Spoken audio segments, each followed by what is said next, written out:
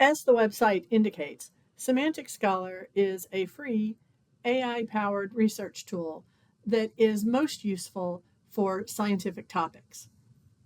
Semantic Scholar, like Google Scholar, searches publicly available peer-reviewed papers. To start, I can put in a broad search term like microplastics. And I can either choose a suggested paper that looks interesting, or I can click here or just click search to see all the results.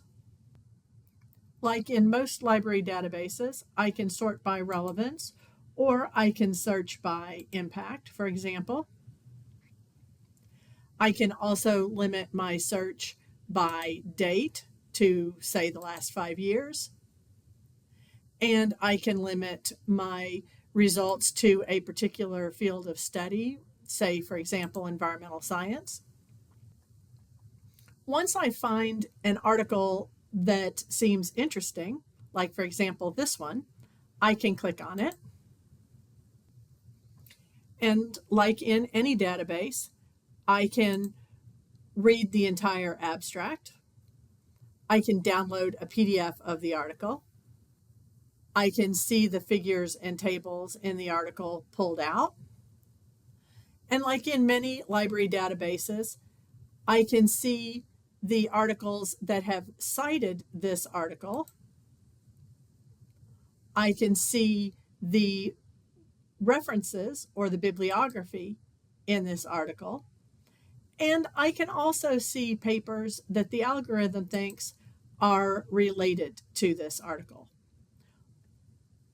Citations, references, and related papers may provide me with additional interesting sources. But unlike most databases, Semantic Scholar also offers an AI-powered query box that allows you to interrogate the paper.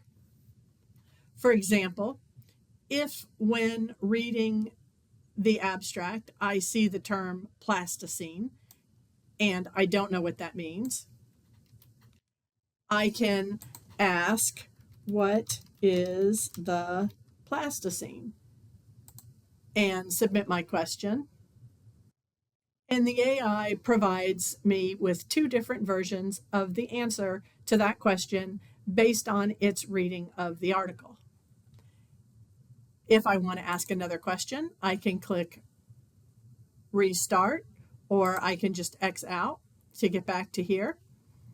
And if I continue to read the abstract and I have another question, for example, if I read this sentence that talks about the lack of knowledge on the major additives of concern used in microplastics, I could ask, what are the additives of concern in microplastics?